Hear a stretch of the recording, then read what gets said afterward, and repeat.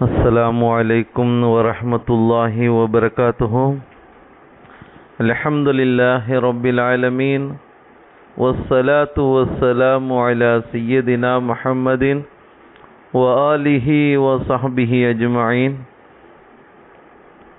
عن جرير بن عبد الله رضي الله تعالى عنه قال قال رسول الله صلى الله عليه وسلم من لا يرحم الناس لا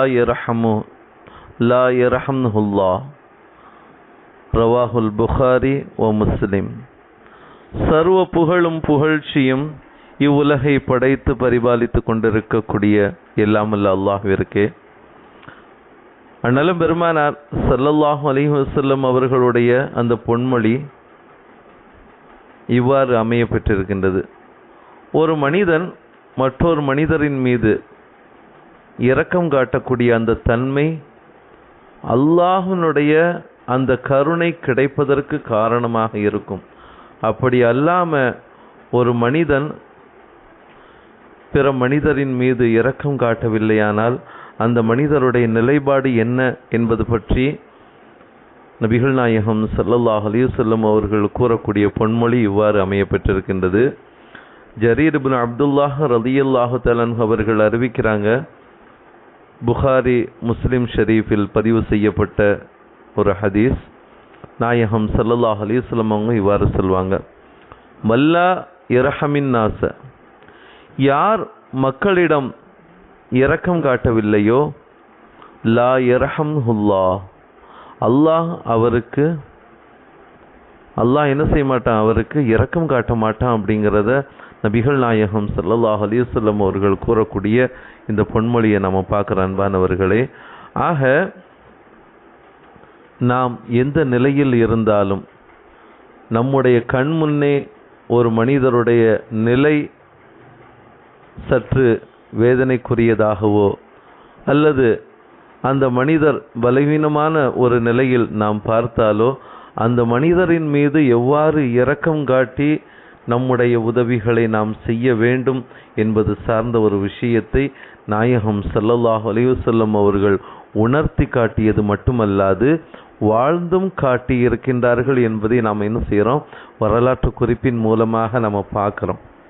அந்த வகையில் ஒரு ஹதீஸ் சுனன் அபூதாவூத், பைஹகி போன்ற நூற்களில் பதிவு செய்யப்பட்ட ஒரு ஹதீஸை நம்ம பார்க்கின்ற பொழுது நாயகம் ஸல்லல்லாஹு அலைஹி வஸல்லம் எப்படிலாம் வாழ்ந்திருக்கிறாங்க அப்படிங்கிற ஒரு அழகிய உதாரணம். நம்மள்கிட்ட சில பொருட்கள், அது உணவாக இருந்தாலும் அல்லது சேமிப்பு பொருளாக இருந்தாலும் நாம் என்ன செய்வோம், எல்லாவற்றையுமே சேகரித்து வைத்துக்கொள்வோம். அது உணவு பொருளாக இருந்தால் ஒரு வேளை சாப்பிட்றோமா, அடுத்த வேளைக்கு சேகரித்து வைக்கக்கூடிய ஒரு நிலையில் நம்முடைய நிலைப்பாடுகள். அதே போன்று பொருளாதாரத்தை மென்மேலும் சேகரிக்கக்கூடிய ஒரு நிலைமையில் நம்முடைய செயல்பாடுகள். ஆனால் நபிகள் நாயகம் ஸல்லல்லாஹு அலைஹி வஸல்லம் அவங்க தனக்கென்று எதையுமே சேமித்து வைத்தது கிடையாது, அப்படிப்பட்ட ஒரு வரலாறும் கிடையாது என்பதை நாம் உண்மையான முறையில் கூறலாம் அன்பானவர்களே. ஏன்னா எந்த ஒரு பொருள் வந்தாலும் அப்பொருளை தம்முடைய தோழர்களோடு பகிர்ந்து கொடுக்கக்கூடிய ஒரு நல்ல பண்பாளராக திகழ்ந்தவர்கள் தான் நாயகம் ஸல்லல்லாஹு அலைஹி வஸல்லம் அவர்கள். அந்த வகையில் சுனன் அபூதாவூத், பைஹகி போன்ற நூலில் பதிவு செய்யப்பட்ட ஒரு செய்தியை நம்ம பார்க்குறோம். நபிகள் நாயகம் ஸல்லல்லாஹு அலைஹி வஸல்லம் அவர்களுக்கு ஆடு ஒன்று அன்பளிப்பாக வழங்கப்பட்டுச்சு. அவங்களுக்கு அன்பளிப்பாக ஒரு ஆடு வழங்கப்பட்டுச்சு. அப்போது உணவுகள் குறைவாக இருந்த ஒரு காலம், யார்கிட்டையுமே அந்த அளவிற்கு சாப்பிடுவதற்கான ஒரு உணவுகள் இல்லாமல் பசியோடு இருக்கக்கூடிய ஒரு நிலை தான் அன்றைய சூழ்நிலை.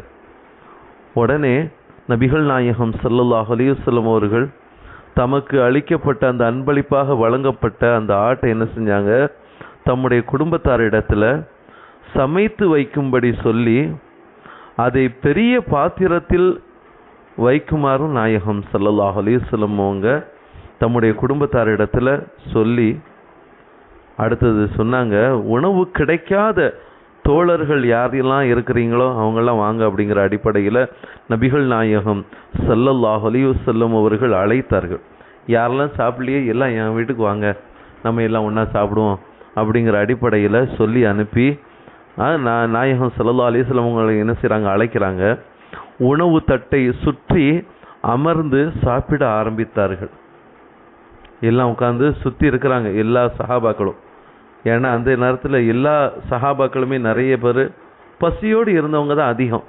அந்த அடிப்படையில் எல்லா சஹாபாக்களும் கூடி தட்டை சுற்றி உட்கார்ந்துருக்கிறாங்க. கூட்டம் அதிகமாக இருந்ததின் காரணத்தினால் நபிகள் நாயகம் ஸல்லல்லாஹு அலைஹி வஸல்லம் அவங்களும் அந்த சஹாபிகளோடு, அந்த ஏழை சஹாபிகளோடு என்ன செய்கிறாங்க, மண்டியிட்ட நிலைமையில் அமர்ந்து மற்றவர்களுக்கும் இடம் கொடுத்தார்கள் அப்படிங்கிறத நாம் பார்க்குறோம். தங்களுடைய வீடு, தங்களுடைய உணவு இருந்தாலும் எல்லா சஹாபாக்களையும் சுற்றி உட்கார வச்சுட்டு தாங்களும் அந்த நெருக்கடியில் என்ன செய்கிறாங்க, மண்டியிட்டவாறு உட்கார்ந்து என்ன செய்கிறாங்க, எல்லா சஹாபாக்களுக்கும் இடம் கொடுக்குறாங்க. அந்த நேரத்தில் ஒரு கிராமவாசி, யா ரசூலல்லாஹ், நாயகமே என்ன இப்படி உட்கார்ந்துருக்கிறீங்களே அப்படின்னு சொல்லி கேட்டாங்க. நீங்கள் அகிலத்திற்கு ஒரு தலைவர், ஒரு கண்ணியமான ஒரு நிலையில் இருக்கக்கூடியவர்கள், எங்களுக்கெல்லாம் தலைவராக இருக்கக்கூடியவங்க, நீங்கள் இப்படி உட்கார்ந்துருக்கிறீங்களே என்பதாக நாயகம் ஸல்லல்லாஹு அலைஹி வஸல்லம் அவர்களை பார்த்து அந்த கிராமவாசி கேட்டவுடன் அதற்கு நாயகம் ஸல்லல்லாஹு அலைஹி வஸல்லம் அவங்க சொன்ன பதில்தான் நமக்கு மிகப்பெரிய ஒரு அழகிய முன்மாதிரியாக, அழகிய வாழ்க்கையை நாம் அமைத்துக் கொள்வதற்கான ஒரு சிறந்த வழிமுறையை கற்றுத்தந்தவர்கள் நாயகம் ஸல்லல்லாஹு அலைஹி வஸல்லம் அவர்கள். சொன்னார்கள், அல்லாஹ் என்னை அடக்குமுறை செய்பவனாகவும் மமதை பிடித்தவனாகவும் என்னை ஆக்கவில்லை. எப்படி சொன்னாங்க பாருங்க, தன்னுடைய கண்ணியத்தை உயர்வா நினைக்காம என்னை அடக்குமுறை செய்பவனாகவும் மமதை பிடித்தவனாகவும் பெருமை பிடித்தவனாகவும் என்னை அல்லாஹ் ஆக்கவில்லை, பெருந்தன்மை மிக்க அடியானாகவே அல்லாஹ் என்னை ஆக்கியுள்ளான் என்பதாக நாயகம் ஸல்லல்லாஹு அலைஹி வஸல்லம் அவர்கள் பதிலுரைத்தார்கள். அப்படிங்கிறத இந்த வரலாற்று குறிப்பில் நம்ம பார்க்குற அன்பானவர்களே, எந்த அளவுக்கு அவங்களுடைய பண்பு மிக உயர்ந்ததாக இருந்திருக்கின்றது. இன்று கொஞ்சம் பொருளாதாரத்தில் உயர்ந்து விட்டால், அதே போன்று கண்ணியத்தால், ஆட்சி அதிகாரத்தால் உயர்ந்து விட்டால், உயர்ந்தவன் தாழ்ந்தவன் என்று பிரித்து அடையாளம் காணப்படக்கூடிய ஒரு காலத்தில் நாம் இருந்து கொண்டிருக்கின்றோம் அன்பானவர்களே. அப்படிப்பட்ட அந்த காலத்தில் அண்ணலாரினுடைய அழகிய முன்மாதிரியை நாம் பின்பற்றினால் அல்லாஹ் நம் மீதும் இரக்கம் காட்டுவான், நம் மீது கருணை புரிவான். நம்மை அல்லாஹு தஆலா எப்படி பிறரை நாம் இரக்கம் காட்டி கண்ணியப்படுத்துகின்றோமோ அதைவிட சிறந்த ஒரு கண்ணியத்தை அல்லாஹ் நமக்கு வழங்குவான். அப்படிங்கிறது தான் இந்த ஹதீஸும் நமக்கு உணர்த்தக்கூடியதாக இருக்கின்றது. எல்லாம் உள்ள அல்லாஹ் அத்தகைய நற்குணத்தையும் இரக்க குணத்தையும் தந்து அதன் மூலமாக அல்லாஹ்வுடைய அளப்பெரும் கிருபையை பெற்ற நன்மக்களாக வாழ்வதற்கு அல்லாஹ் கிருபை செய்வானாக. ஆமீன். வாஹிர் தஅவானா அனில் ஹம்துலில்லாஹி ரப்பில் ஆலமீன். அஸ்ஸலாமு அலைக்கும் வரஹ்மத்துல்லாஹி வபரகாத்துஹு.